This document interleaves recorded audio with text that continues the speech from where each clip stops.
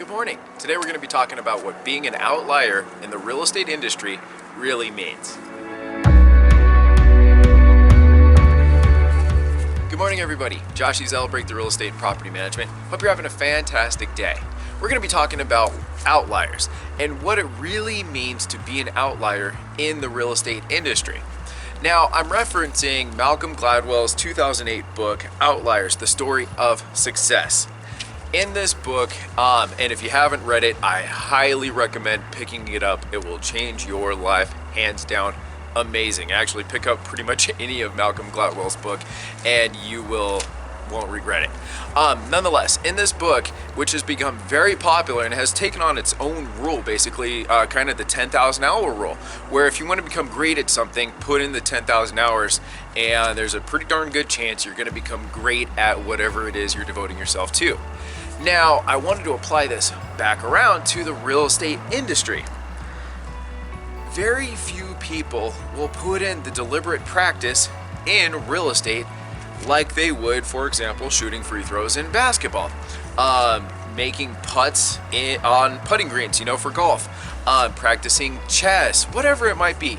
Very few people are going to take that deliberate action to being great at real estate. Those that have surely benefited from it, and I can give you many examples of those.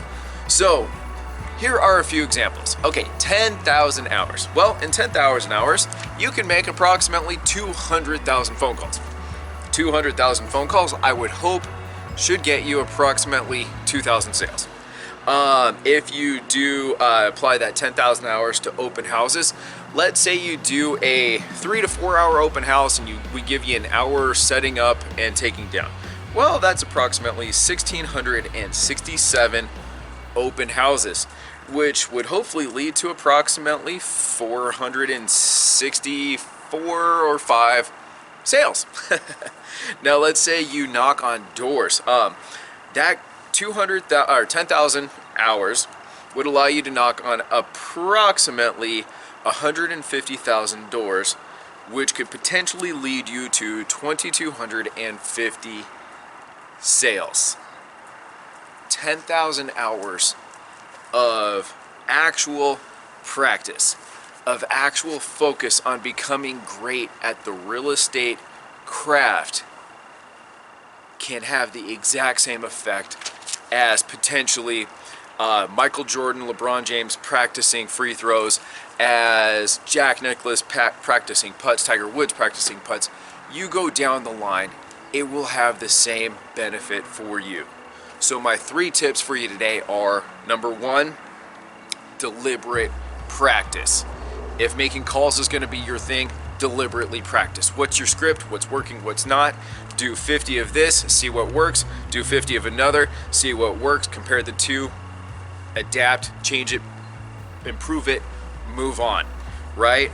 Next is, actually I kind of hit on it already, deliberate improvement. You have to deliberately look at yourself and you have to be honest. You have to be willing to say, hey, so-and-so, listen to this script. Tell me if it works for you. Hey, listen to this phone call. Tell me what I could do to make it better. Hey, look at this ad. What can make it better? There's so many things that we can be doing on a regular basis if we're open to it that will change everything.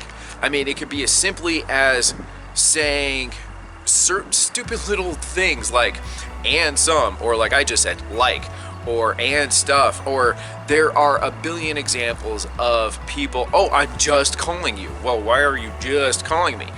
That mean, try to eliminate just, or try to eliminate the word but, whatever it might be. Deliberate improvement, all right? And then last but not least, track your results. If you're making 100 phone calls, track the results. If you're, try to get 20 conversations, how many voicemails are you leaving? Which voicemails have you left? What did you have in common with ones that you did speak to, etc. Just take everything and create a learning experience out of it. Deliberate practice, deliberate improvement, and deliberate tracking. That's it for today. Thank you so much for watching. Please like, follow, share, comment below. I'll talk to you guys tomorrow.